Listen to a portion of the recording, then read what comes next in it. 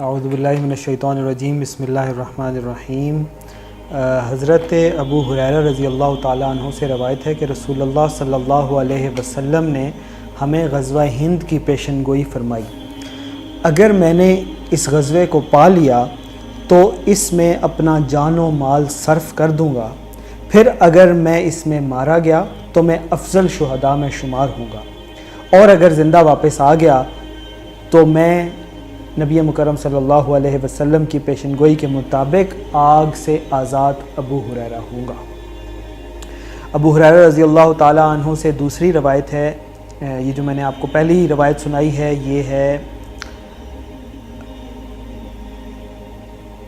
یہ روایت جو ہے پہلی، یہ سنن نسائی کی حدیث نمبر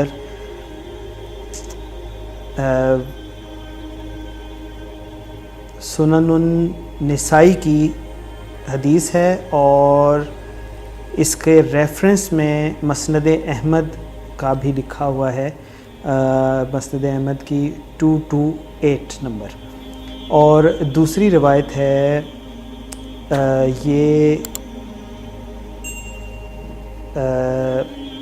یہ بھی مسند احمد کی روایت ہے، اور اس کا حدیث نمبر ہے 4877 کہ حضرت ابو ہریرہ رضی اللہ تعالیٰ عنہ سے روایت ہے کہ رسول اللہ صلی اللہ علیہ وسلم نے ہم سے غزوہ ہند کا وعدہ فرمایا، اگر میں اس میں شہید ہو گیا تو میں بہترین شہید ہوں گا، اور اگر میں اس سے واپس آ گیا تو ابو ہریرہ آگ سے آزاد ہو کر واپس آئے گا۔ پھر ایک اور روایت میں ہمیں یہ ملتا ہے کہ آپ صلی اللہ علیہ وسلم نے فرمایا کہ جب تم ہند کے حکمرانوں کو بیڑیوں کو جکڑ کر لاؤ گے تو عیسیٰ ابن مریم کو شام میں پاؤ گے۔ یعنی کہ جو غزوہ ہند ہے، سب سے پہلے تو ہمیں یہ پتہ چلتا ہے کہ غزوہ ہند آخر الزمان کی ایک بہت ہی اہم جنگ ہے،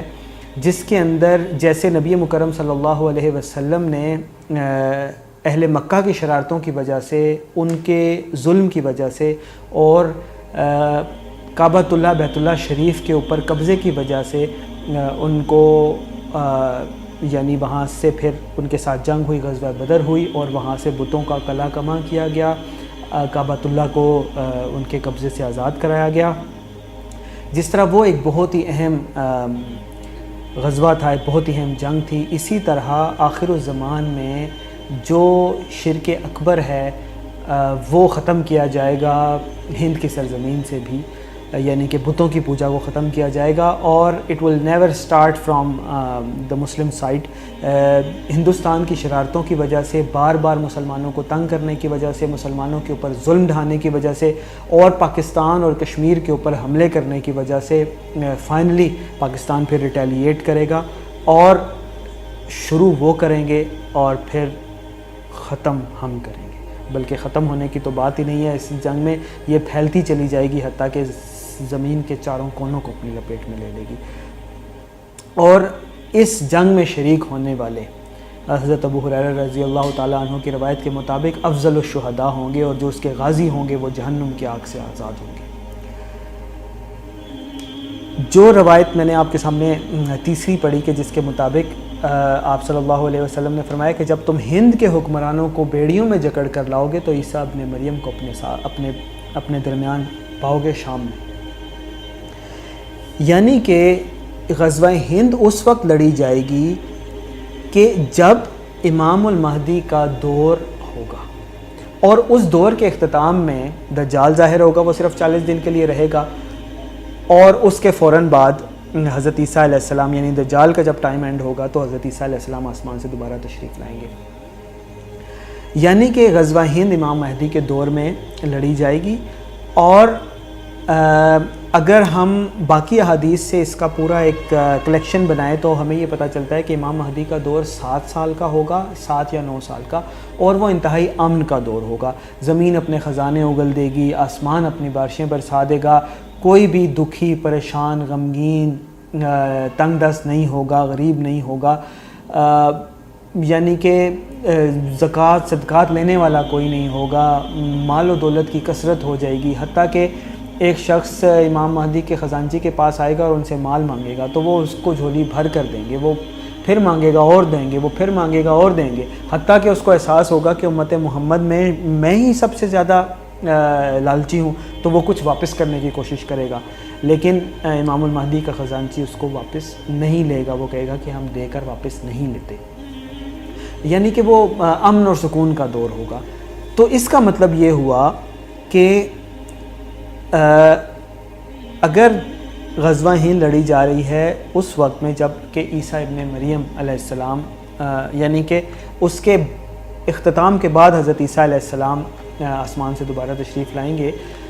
تو آئی تھنک اس کے اندر ایک گیپ بنتا ہے، کیونکہ حضرت امام مہدی کے دور میں تو امن اور سکون ہوگا، اس میں جنگ نہیں ہوگی، یعنی کہ امام مہدی کے دور کے آغاز میں ابتدا میں جنگ لڑی جائے گی، یعنی کہ جب مسلمانوں کو ترقی مل رہی ہوگی، فتح ہو رہی ہوگی، تو پھر دنیا کی فوجیں اور ہندوستان کی فورسز وہ ساری کی ساری مل کر ٹوٹ پڑیں گی مسلمانوں کے اوپر اور مسلمانوں کو ختم کرنے کی کوشش کریں گی، لیکن جب مسلمان ریٹیلیٹ کریں گے اس کو یعنی ان کے فورس کو روکیں گے، تو پھر وہ اپنے علاقے ان کے علاقے بھی فتح کرتے چلے جائیں گے اور فائنلی مسلمانوں کو فتح حاصل ہو جائے گی، تو پھر امن قائم ہوگا۔ تو یعنی کہ اس حدیث میں ہمیں یہ پتہ چلتا ہے کہ اس میں ایک گیپ ہے 7 سے 9 سال کا کہ جس میں امن ہوگا، اور اس کے بعد عیسیٰ ابن مریم کو مسلمان پائیں گے شام میں۔ تو اب سوال یہ پیدا ہوتا ہے کہ غزوہ ہند میں کتنا وقت باقی ہے؟ اب آج کے دور سے لے کر اگر ہم ایک محتاط اندازہ لگائیں، میں نے اپنی کچھ کیلکولیشنز کی ہوئی ہیں، اور میری انڈرسٹینڈنگ یہ ہے کہ غزوہ ہند 2028 میں لڑی جائے گی۔ 2028 میں امام المہدی کی بیعت ہوگی، 27 کے اینڈ میں یا 28 میں کعبۃ اللہ بیت اللہ شریف کے پاس، اور جب وہاں پہ امام المہدی کے ہاتھ میں بیعت ہوگی تو اس کے بعد یعنی کہ وہ بیعت کا جو معاملہ ہے نا وہ غزوہ ہند کے بین کہیں پہ ہوگا کہ مسلمانوں کے ساتھ جنگ اور مسلمانوں کے ساتھ معاملہ شروع ہو چکا ہوگا، یعنی عرب میں جیسے کہ حدیث شریف میں ہمیں پتہ ہے کہ خلیفہ کے بیٹوں میں یا بادشاہ کے بیٹوں میں تضاد ہوگا، آپس میں جنگ و جدل اور افراتفری اور اس کو کیا کہتے ہیں خانہ جنگی کی صورتحال ہوگی، تو اس وقت میں ہندوستان سے بھی یہ معاملہ خراب ہو جائے گا، ہندوستان والے بھی مسلمانوں کے اوپر حملہ کرنے کی کوشش کریں گے، تو پھر امام المہدی علیہ السلام اس وقت میں لوگ ان کو فورس کریں گے کہ آپ ہمت کریں، آگے آئیں، بیعت لیں ہم سے، تو یعنی کہ وہ غزوہ ہند کا آغاز ہو چکا ہوگا۔ تو تقریباً کوئی 2028 میں یہ دونوں معاملات ہوں گے۔ اب آ جاتے ہیں اس سوال کے اوپر کہ یہ کیلکولیشن ہم نے کی کیسے۔ آپ صلی اللہ علیہ وسلم کی حدیث شریف ہے کہ آتی علی امتی من اتا علی بنی اسرائیل حظو النعل بالنعل او کما قال، کہ میری امت کے ساتھ بھی وہی معاملات اور حوادث پیش آئیں گے کہ جو بنی اسرائیل کے ساتھ پیش آئے تھے، حتیٰ کہ اس قدر مشابہ ہوں گے کہ جیسے ایک جوتی کا پاؤں دوسری جوتی کے ساتھ مشابہ ہوتا ہے۔ بنی اسرائیل نے 40 سال تک صحرائے سینا میں گزارے تھے، اور ان کو جب جنگ کا کہا گیا تو وہ جنگ نہیں کر سکے، حتیٰ کہ پھر اگلی جنریشن 40 سال کے دوران میں جب اگلی جنریشن آئی جو نیو بلڈ تھا، وہ بلڈ جو ہے نا انہوں نے پھر اس چیز کو ایکسیپٹ کیا اللہ تعالیٰ کے حکم کو، اور پھر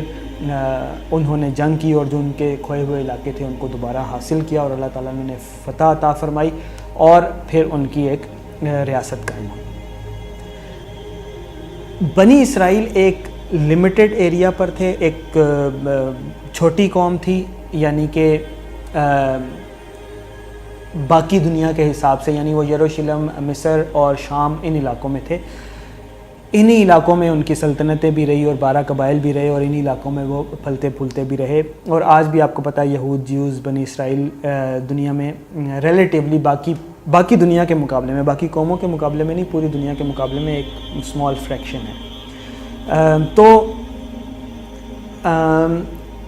اگر وہ ایک چھوٹی قوم تھی اور اس کو 40 یعنی تعداد کے لحاظ سے 40 سال کا ٹائم دیا گیا کہ 40 سال میں ایک نئی جنریشن آئی اور انہوں نے اپنی سکیل کی جنگ کی جو ایک لمیٹڈ ایریا پہ تھی مصر اور اس کے پاس کے علاقوں میں، اور ان کو ایک لمیٹڈ سکیل کی ریاست دی گئی۔ امت مسلمہ کو اللہ تعالیٰ نے ایک بڑا سکیل دیا ہے، معاملات وہی ہیں جو ان کے ساتھ پیش آئے تھے وہی ہمارے ساتھ بھی پیش آ رہے ہیں، اس میں کمپیریزن سکیل کا ہے۔ جو بنی اسرائیل کے انبیاء ہوتے تھے وہ ان کی دعوت ان کے اپنے علاقے، اپنی قوم اور بنی اسرائیل کے لیے ہی ہوتی تھی، جبکہ نبی مکرم صلی اللہ علیہ وسلم کی دعوت جو ہے وہ پوری دنیا کے انسانوں کے لیے ہے۔ اب چیزیں وہی ہیں، ایونٹس اسی طرح کے ہیں، لیکن سکیل بڑا ہے، یعنی کہ بنی اسرائیل کو ایک چھوٹے سکیل اور چھوٹے ٹائم کے لیے ان کے ساتھ معاملہ ہوا، تھوڑے سکیل کے لیے وہ ایک ٹربل میں رہے، صحرا میں وہ یعنی کہ وہ صحرا نشینی کی زندگی گزارتے رہے، لیکن ان کے اندر اللہ تعالیٰ نے ان کو نعمتیں بھی دی، من و سلوہ بھی ان کے اوپر اتارا، ایک بادل بھی ان کے اوپر سایہ کیے رہتا تھا، ان کی سخت نافرمانیاں تھیں پھر بھی اللہ تعالیٰ ان کی مدد کرتا رہا۔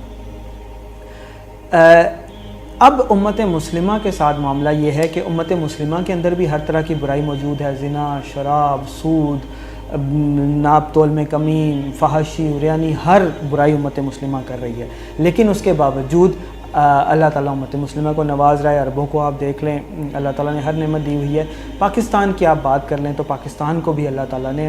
نعمتوں اور برکتوں سے نوازا ہوا ہے، حالانکہ ہمارے اعمال ایسے نہیں ہیں۔ جس کا دل چاہتا ہے وہ دونوں ہاتھوں سے قومی خزانے کو لوٹتا ہے، جس کو بیوروکریسی مل جائے، جس کو کوئی سرکاری عہدہ مل جائے، جس کو کوئی سرکاری ٹھیکہ مل جائے، وہ اس ملک کو لوٹنے میں لگا ہوا ہے۔ ایک دوسرے کے ساتھ ہم ظلم کر رہے ہیں، زیادتی کر رہے ہیں، اس کے باوجود اللہ تعالیٰ نے ہمیں ایٹم بم عطا کر دیا، اللہ تعالیٰ نے ہمیں اچھی سڑکیں، اچھی انوائرمنٹ عطا کی، بہت سے ملکوں سے ہم بہتر ہیں، سری لنکا سے ہم بہتر ہیں، یمن سے ہم بہتر ہیں، شام سے ہم بہتر ہیں۔ اللہ تعالیٰ نے ہمیں بہت امن دیا ہوا ہے، اللہ تعالیٰ نے بہترین فوج دی ہوئی ہے، اللہ تعالیٰ نے ایک اچھی ایئر فورس دی ہوئی ہے، سڑکوں کا نیٹ ورک ہے، کراپس ہیں، بہت نعمتیں جن کو ہم کاؤنٹ نہیں کر سکتے، 4 موسم ہیں، ہر طرح کی سیاحتی مقامات ہیں۔ اللہ تعالیٰ کی رحمتیں اور برکتیں ایسے ہی برس رہی ہیں جیسے ان کے اوپر من و سلوہ برس رہا تھا۔ تو یہ جو معاملہ بنی اسرائیل کے ساتھ 40 سال والا اور ایک علاقے کے اوپر سلطنت قائم کرنے کا ہوا تھا، یہ بنی اسرائیل کی اوور آل لائف سپین میں ایک چھوٹا سا پورشن تھا۔ ان کی ہزاروں سال کی ایک معتاد اندازے کے مطابق لائف سپین تھی، حضرت یعقوب علیہ السلام سے لے کر حضرت عیسیٰ علیہ السلام تک۔ اسی طرح امت مسلمہ کا لائف سپین تو 1500 سال تک تقریباً ہو چکا ہے، نبی مکرم صلی اللہ علیہ وسلم سے لے کر آج تک، لیکن اس کے اندر جو ایک ریاست اللہ تعالیٰ نے دی پاکستان، جو کلمے کے نام پر، اسلام کے نام پر، ریلیجن کے نام پر بنی، جو آج کے دور کی اگر ہم بات کریں تو اس کو بنے ہوئے آج 70 سال سے زیادہ ہو چکے ہیں، اور 1947 سے لے کر 2027 تک پاکستان کو بنے ہوئے 80 سال ہو جائیں گے۔ ان کا سکیل چھوٹا تھا، 40 سال اور چھوٹی ریاست، یہاں پر سکیل ڈبل ہو جاتا ہے۔ بڑی امت، پوری زمین کے اوپر، پوری زمین اور تمام انسانوں کے لیے دعوت، لہٰذا 40 سال کے بجائے یہاں پر آپ 80 سال کر لیں، اور اس کا پھر سکیل بھی یہ ہوگا کہ اتنی بڑی سلطنت یعنی کہ یہاں سے ایکسپینڈ ہوگی۔ جو پاکستان میں ہم نے تکلیفیں بھی دیکھی ہیں، اس کو آپ وہ جو بنی اسرائیل کی صحرا نشینی تھی اس سے آپ کمپیئر کر سکتے ہیں، یہی معاملہ پاکستان کے ساتھ بھی ہے۔ آل دو پاکستان ایک ایسی ریاست تھی کہ دنیا والے یہ سمجھ رہے تھے کہ یہ قائم نہیں رہ سکے گی اور اس کو تو انڈیا جیسا مگرمچھ ہڑپ کر جائے گا، لیکن اللہ تعالیٰ نے اس کو آج تک قائم رکھا ہوا ہے۔ اس قدر نیسنٹ ہونے کے باوجود یہاں پر نعمتیں، اللہ کی برکتیں نازل ہو رہی ہیں، من و سلوہ نازل ہو رہا ہے۔ اللہ تعالیٰ نے سمجھ لیں کہ بادل کا سایہ کیا ہوا ہے یہاں پر، اور ہماری نافرمانیوں کے باوجود اللہ تعالیٰ نے ہمیں رکھا ہوا ہے۔ ہماری 2 جنریشنز گزر گئی ہیں، تیسری اور چوتھی جنریشن اب پروان چڑھ رہی ہے۔ تیسری اور چوتھی جنریشن انشاءاللہ اس کے اندر دم ہے، نیا خون ہے، اور جس سے اللہ تعالیٰ کام لے گا، اور یہ غزوہ ہند یہ لڑی جائے گی، اور یہی وہ وقت بنتا ہے 2027 کے اینڈ میں تقریباً، کہ جب امام المہدی کے ہاتھ پر بیعت بھی ہوگی اور امام المہدی ہی پھر غزوۃ الہند کو لیڈ کریں گے، اور ہم دیکھیں گے کہ دنیا کے اوپر وہ وقت بھی آئے گا کہ پاکستان کی ہاں و نا میں اقوام عالم کے فیصلے ہوں گے، اور وہ وقت بھی آئے گا کہ جب صرف عالم میں پورے عالم کے اوپر، پوری سرزمین کے اوپر صرف لا الہ الا اللہ کا جھنڈا لہرائے گا۔